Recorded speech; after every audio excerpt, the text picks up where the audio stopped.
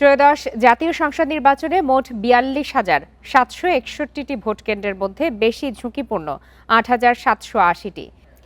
এ বিষয়ে আলোচনা করতে লালমনিরহাট থেকে আমার সঙ্গে যোগ দিয়েছেন নিরাপত্তা বিশ্লেষক অবসরপ্রাপ্ত ব্রিগেডিয়ার জেনারেল মোহাম্মদ শামীম কামাল। মোহাম্মদ শামীম কামাল, আপনাকে স্বাগত জানাচ্ছি ইন্ডিপেন্ডেন্ট টেলিভিশনে। আপনার কাছে একটু প্রথমেই জানতে চাই যে ২৫,০০০ কেন্দ্র ঝুঁকিপূর্ণ, আইনশৃঙ্খলা বাহিনী কতটা নিরাপত্তা দিতে পারবে বলে আপনি মনে করেন? আপনাকে ধন্যবাদ। সাথে নিয়ে আমরা যে তথ্য আমরা পেলাম স্বরাষ্ট্র উপদেষ্টার ব্রিফিং এ, এটাতে আপনার খুশি হওয়ার কোনো কিছুই আমি দেখছি না।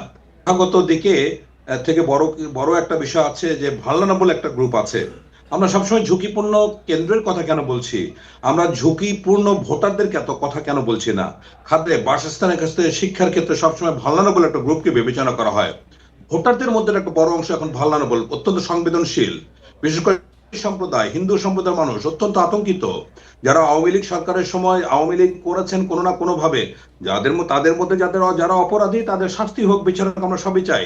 কিন্তু এখন আপনি জানেন কিনা আমি জানি না, প্রত্যেকটা ইউনিয়নে ৩০০ থেকে ৪০০ লোক আজকে ঘরে থাকতে পারছে না ১ থেকে ১.৫ বছর। তাদের ব্যাপারে সরকারের কোনো আগ্রহ আমরা দেখছি না। এটি তো কেন্দ্রের বাইরে, ভোট কেন্দ্রের বাইরের নিরাপত্তা, ওই বিষয়েও আমি আপনাকে আরো কিছু জানার আছে আমাদের, সেটাও জিজ্ঞেস করব। কিন্তু মূলত ভোট কেন্দ্র তো অনেকেই যাবেন এবং সেখানে শুধু ভোটাররা নয়, সেখানে অনেক কর্মকর্তা কর্মচারীরা থাকবেন, আইন শৃঙ্খলা বাহিনীর উপস্থিতি থাকবে। এজন্যই মূলত ভোট কেন্দ্রের কথাটাই আগে আসছে। না, এটা আচ্ছা, এই একটা জিনিস এত বড় একটা সমস্যাকে মানে অবজ্ঞা করে, এই বিষয়টি আলোকপাত না করে আমরা শুধুমাত্র সংখ্যাগত, আমাকে ৯ লক্ষের জায়গায় ১৮ লক্ষ আপনি সিকিউরিটি বাহিনী দেন, কিন্তু যদি আপনার ১/৩ ভোটার ভয়ে ভোট কেন্দ্রে যেতে না, এটাকে কেন আপনারা গুরুত্ব দিচ্ছেন না? এটা অত্যন্ত, রাষ্ট্র তো এখানে পক্ষপাতিত্বমূলক।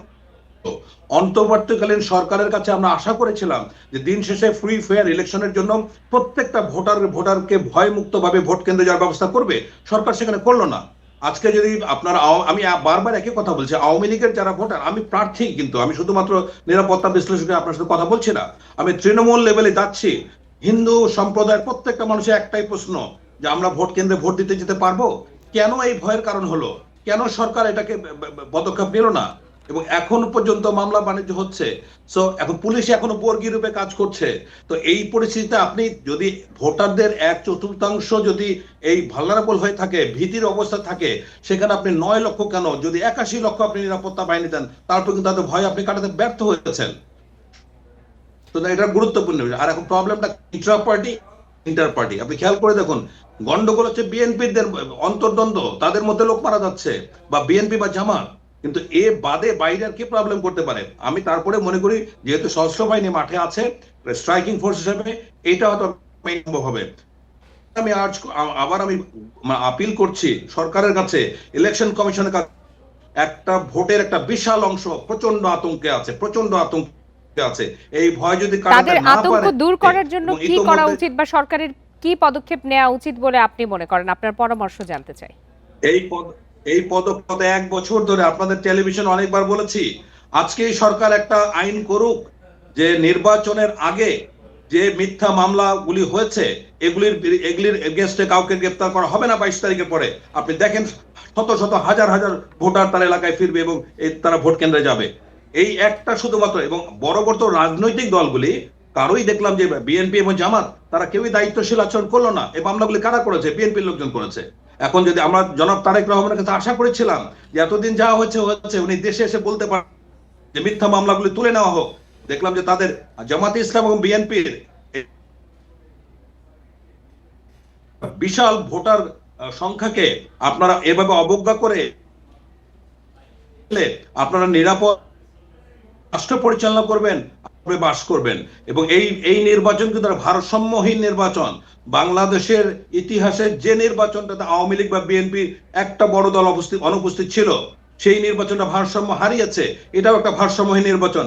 আপনি দেখতে পাচ্ছেন না জাতিসংঘ অবজারভার কেন পাঠাচ্ছে?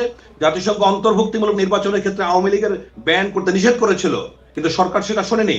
সরকার যেটা পেরেছে, আমি আপনাকে স্পষ্ট বলতে পারি, নির্বাচনের পরে যে সরকার আসবে তার প্রথম কাজ হবে আওয়ামী লীগের উপরে এই বিধিনিষেধ তুলে দেওয়া। তাছাড়া এখানে কোনো সরকারই টিকতে পারবে না। এটা আমি পক্ষ থেকে ইয়ে করছি, আমি ব্যক্তিগতভাবে প্রার্থী হিসেবে আমার অসংখ্য ভোটার যারা আজকে বাড়িতে থাকতে পারছে না বা ভোট কেন্দ্রে যেতে পারছে না, এর জন্য আমি বাধ্য হয়েছি আমার নির্বাচনী এলাকা লালমনিরহাট 2, আমি বলেছি 22 তারিখের পরে যদি আমার কোনো ভোটারকে গ্রেফতার করা হয় আমি রাজপথ রেলপথ আমি অবরোধ করব, যত লোক দরকার ততদিন অবরোধ করব। এখন বাধ্য হচ্ছি কারণ সরকার নির্বিকার এবং আইন শৃঙ্খলা পুলিশ এখন বর্গীর আচরণ করছে। এটা তো হতে পারে না, এভাবে কোনো দেশ চলতে পারে না, এবং এর জন্য কোনো যদি অনাকাঙ্ক্ষিত ঘটনা ঘটে সরকারকে হবে। দেখা যাক না সামনে নির্বাচিত সরকার কতদিন এইভাবে চলতে পারে, অসম্ভব, এটা হতে পারে না। এবং বিএনপি জামাতের মতো দল এত অদায়িত্ব মানে দায়িত্ব জ্ঞানহীন আচরণ করলো, এটা ভাবতে আমাদের কষ্ট হয়। আমার এই কষ্টটা একজন প্রার্থী মোহাম্মদ হিসেবে শামীম কামাল, আপনার বক্তব্য বেশ খানিকটা আমার কাছে স্পষ্ট। আপনাকে অনেক ধন্যবাদ আমাদেরকে সময় দেওয়ার জন্য।